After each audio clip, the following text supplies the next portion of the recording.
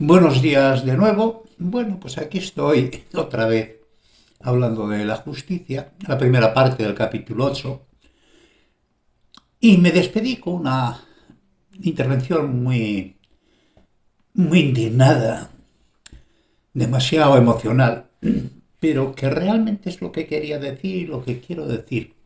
Y quiero decir que aunque cargue las tintas en esta parte de lo que estamos hablando sobre la administración de la justicia, que creo que en el mundo es un auténtico desastre en general. Y los jueces puedan decir, no, nosotros hacemos lo que dicen los legisladores, el pueblo sea sus leyes. Sabéis que mentís, sabéis que mentís. Y sois capaces de cambiar por completo una sentencia a conveniencia de los poderosos. También seréis capaces de hacer una cosa que hizo Gandhi, la resistencia pasiva, que cuando el legislador legisla iniquidad, vosotros no la apliquéis. Es que es la forma de boicotear aquellas leyes que sean absolutamente nocivas para la sociedad y que vosotros las sabéis mejor que nadie. Y no vale, desde los juicios de Nuremberg, por supuesto no vale la obediencia debida. Más vosotros que representáis los más altos ideales de cualquier sociedad, la justicia. Y tenéis un deber de conciencia. No sirve ni el interés personal, ni la presión del poderoso, no sirve como justificación. Bueno, y lo volveré a leer. Y digo que hay algunos pensamientos que deben ser nuestros ejes centrales del entendimiento de las leyes y de los tribunales de justicia. Si la ley protege al poderoso y castiga al débil, la ley está equivocada. Si la ley facilita la vida de los delincuentes y deja sin la adecuada protección a la sociedad, la ley está equivocada. Si la ley propicia el desorden social y el desencanto de la ciudadanía, la ley está equivocada. Si la ley escandaliza al común de la sociedad, la ley está equivocada. Si la ley ofende al inocente y no protege a las víctimas, la ley está equivocada. Y eso en España tiene particular relevancia en estos momentos, donde las víctimas vuelven a ser víctimas de nuevo, ante la golfería de un gobierno que no tiene ni moral ni vergüenza. Si la ley ofende al inocente y no protege a las víctimas, la ley está equivocada, lo vuelvo a repetir. Si la simple petición de justicia atemoriza al ciudadano, la ley está equivocada. Si una sociedad teme más a los delincuentes que a las leyes, la ley está equivocada y la sociedad está equivocada. Y estas equivocaciones atañen a todos y a cada uno de los participantes en la administración de la justicia, que junto con los legisladores son los cómplices necesarios en la no defensa del centro absoluto del máximo valor del cuerpo social, el ciudadano. Simplemente las gentes de bien. Simplemente las gentes de bien. La inmensa mayoría y la mayor parte de las sociedades. Una mínima aproximación formal al derecho podría ser desde sus clasificaciones y contraposiciones más destacadas. No soy ningún especialista, hablo muy por encima, por daros una idea general de esta selva abigarrada del mundo del derecho. En este sentido, la primera división puede darse entre el derecho natural y el derecho positivo, entendido el primero como lo que es justo en sí mismo, ideales y eternas normas reguladoras per se de las conductas humanas, que vienen recogidas en la mayor parte de los códigos morales y éticos de la humanidad y la mayor parte de las religiones. Y son el conjunto de principios universales concebidos por la razón y fundados en la naturaleza y dignidad del ser humano. Patrimonios que no son propios por el simple hecho de existir y que son individuales, universales, irrenunciables, indelegables, intransferibles, absolutos y ejercibles y exigibles frente a todos, y cuya observancia normativa a los ordenamientos jurídicos deben de constituir su certificado de legitimidad en origen de dicho orden. Volvéis a releer el párrafo, volvéis a escucharlo. Y el derecho positivo como el conjunto de normas imperativas que una autoridad legítima o no legítima o no legítima dispone para el mejor gobierno de una sociedad dada en un momento histórico dado, así como otros actos jurídicos que son consecuencia y desarrollo de tales normas. Queda entendida la supeditación conceptual y legal del derecho positivo a los derechos y obligaciones que le son propios al ser humano, y que cuando no es así, muchas veces y en muchos países no es así, tal autoridad y tales normas dejan de ser legítimas, se convierten en no derecho, aun cuando muchas sociedades los aplican, los exigen y son de obligado cumplimiento. Otra clasificación podría ser entre el derecho objetivo y el derecho subjetivo. Entendido el primero como el conjunto de normas jurídicas tomadas por sí mismas y que supone la totalidad conceptual del edificio jurídico humano, la regulación normativa de la sociedad y que según Kelsen supone una realidad en sí misma superior e independiente de la realidad que representa. Fuente única del juicio jurídico que debe emanar únicamente de la interpretación normativa jurídica. Esta interpretación, en mi concepto, contiene el ejemplo de entender el derecho como una organización intelectiva superior al propio existencial humano y a la justicia que se pretende, a los que siempre debe quedar superior y sometida cualquier norma, si bien como arquetipo de calidad superior ética y jurídica recogida en las normas sociales fundamentales. Y el derecho subjetivo, que supone la prerrogativa reconocida y admitida por el derecho objetivo de exigir a los demás un determinado comportamiento jurídico, unas determinadas obligaciones de observancias legales, el hacer o no hacer, el exigir o impedir algo, en definitiva la potestad de actuar como derecho y la obligación potestativa de actuar como deber jurídico, cuya base se encuentra en la capacidad jurídica de todos los individuos en la defensa y reclamación de sus derechos individuales y colectivos y en la dejación de las acciones individuales y el ejercicio del propio derecho en manos de la colectividad para garantizar un juicio equilibrado y una respuesta ponderada a los derechos colectivos o individuales que hayan podido ser conculcados. Todos los tratatistas en el mundo del derecho entienden que su división formal está compuesta fundamentalmente en derecho público y en derecho privado. Esta es siempre una división muy complicada, ya que los límites de interrelación entre ambos conceptos son en ocasiones muy borrosos y superpuestos, pero en términos muy generales puede afirmarse que el derecho público, dividido a su vez en administrativo, político, penal, procesal, fiscal, internacional, público, regula las relaciones políticas e institucionales, los fines que el Estado debe alcanzar para el bien común de la colectividad en todas las áreas de su actividad y los bienes y derechos de los ciudadanos que debe proteger y custodiar. Y el derecho privado, dividido a su vez en civil, mercantil, internacional, privado, que es el que regula las relaciones de los individuos entre sí, normalizando y poniendo límites en el interés y en el derecho de los particulares.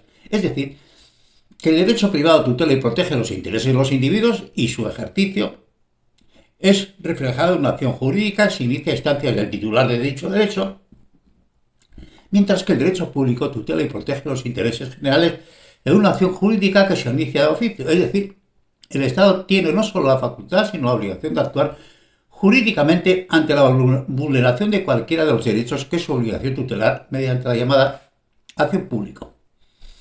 Y el derecho laboral, la regulación del mundo social y del trabajo, queda navegando entre las divisiones, ya que si bien son contratos entre particulares, sujeto por tanto al derecho privado, la importancia para la defensa de la dignidad humana y para la paz social, para la redistribución equitativa de la riqueza producida y la protección de los trabajadores en las enfermedades, en los accidentes laborales, los trabajos insalubres o degradantes o de horarios abusivos, la protección a la infancia, al paro, a la orfandad, a la viudedad, a la vejez y a la discapacidad es de tal importancia para el desarrollo de una vida colectiva moralmente satisfactoria que inevitablemente el Estado, es decir, la colectividad, debe regularlo, protegerlo y tutelarlo en sus bases fundamentales. Comillas, los Estados deben tener plenamente en cuenta que los trabajadores del mundo son seres humanos, vivos, animados de todas las esperanzas y de todas las aspiraciones que Dios ha puesto en el corazón de los hombres. El Estado lo debe entender.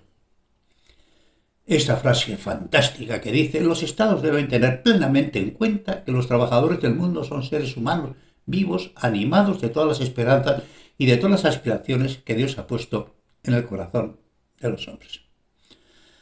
Aun cuando todas las culturas han producido sistemas legales para regir su convivencia, debemos a los romanos la nítida separación hace unos 2500 años de un cuerpo legal independiente de unos mandatos religiosos, posibilidad que ya fue adelantada teóricamente por los sofistas griegos que desvincularon el origen divino en las leyes y que para las actuales teocracias todavía supone un concepto no admitido.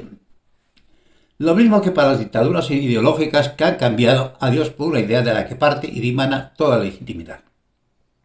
Hablo del comunismo, como es natural. Con la aprobación de los romanos, con la aprobación por votación de la ley de las 12 tablas, origen de Ius Civile, y que según Tito Livio es la fuente fundamental del derecho romano, tanto público como privado. y que recogido como fundamento en el Código de Justiniano, junto con toda la experiencia jurídica del Imperio Romano, y que traducido al griego con el nombre de basílicos, tuvo un alcance y una cierta difusión en tiempos tempranos altomedievales europeos mediante el breviario de Alarico II, en el siglo V, rey de la Galia y de parte de Hispania, paralelamente al Libre Judiciarum, fuero juzgo, y que desde el norte de Italia a partir del siglo XII por toda Europa fue difundido, junto a la recopilación jurídica medieval del Código de las Siete Partidas de Alfonso X el Sabio, que tal vez este Código de las Siete Partidas sea el primer intento de un código redactado con intención de validez universal. Fue muy adelantado a su tiempo, en siglos, entrando a formar parte de la base del derecho en el mundo occidental. Y en este punto conviene recordar que Isabel la Católica enuncia la base de la Declaración Universal de los Derechos Humanos al fijar en el siglo XVI que, comillas, las libertades de los hombres y de los pueblos son algo inherentes a ellos mismos y que por tanto les pertenecen por encima de las consideraciones de cualquier príncipe o de cualquier papa.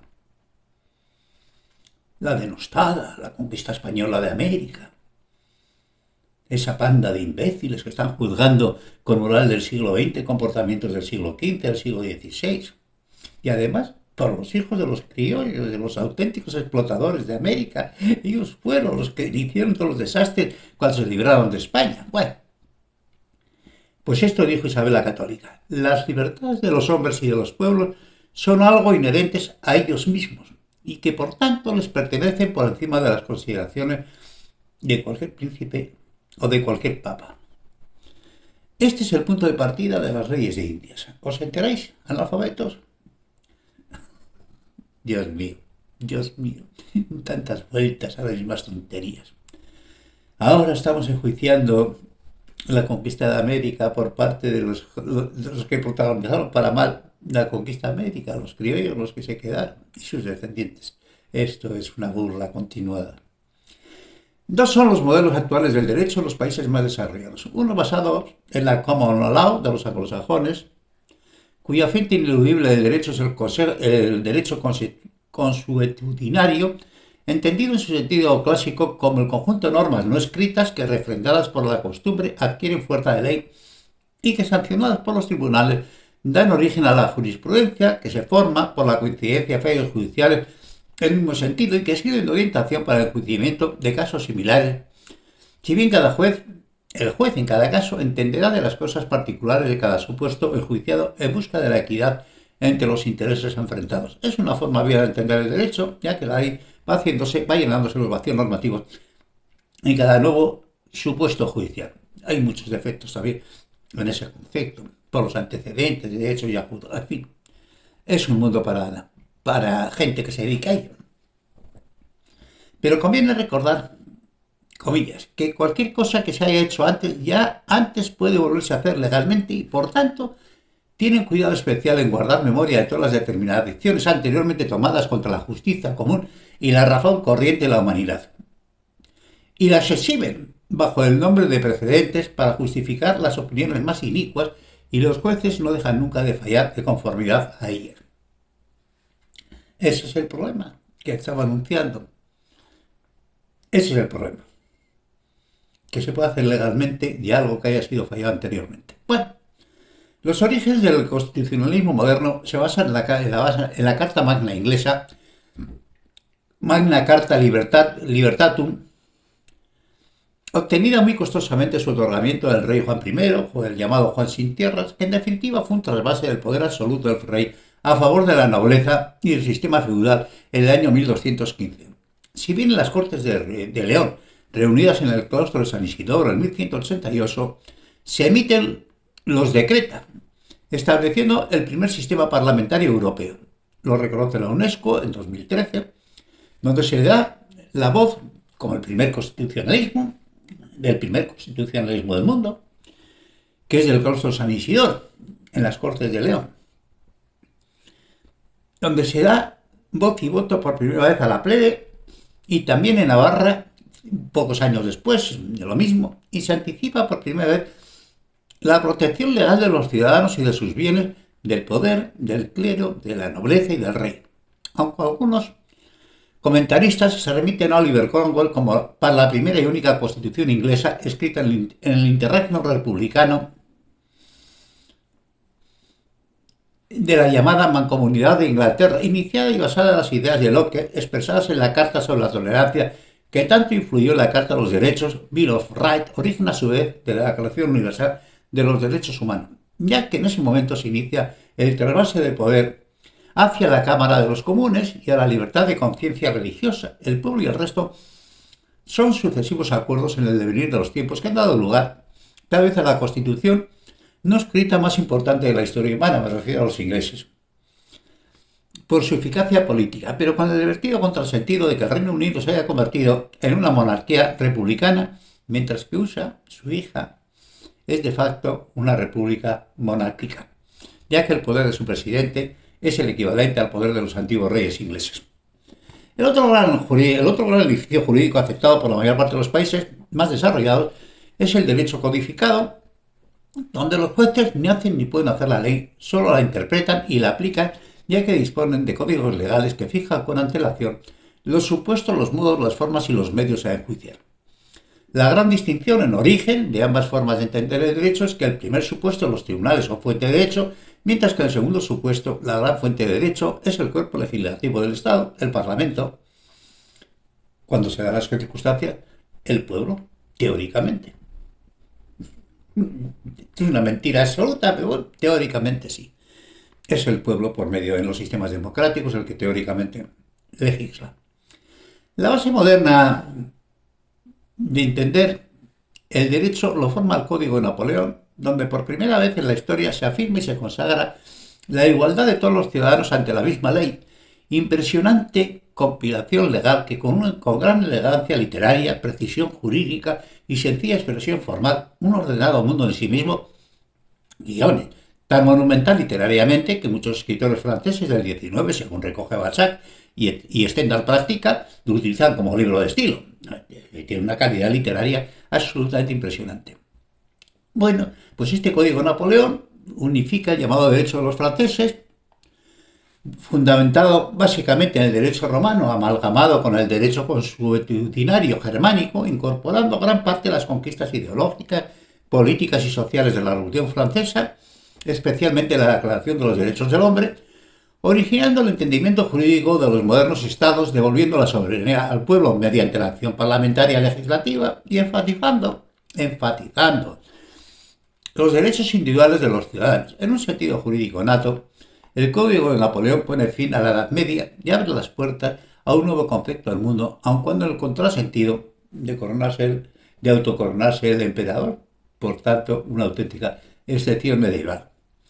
Bueno, y lo dejamos aquí, yo creo, pues que es muy denso este tema de los temas de derecho, pero bueno, por lo menos una visión en globo de esta selva tan difícil de seguir, aunque en sus conceptos básicos es facilísimo, es uno de los conceptos básicos es el control del hombre por el hombre, como siempre.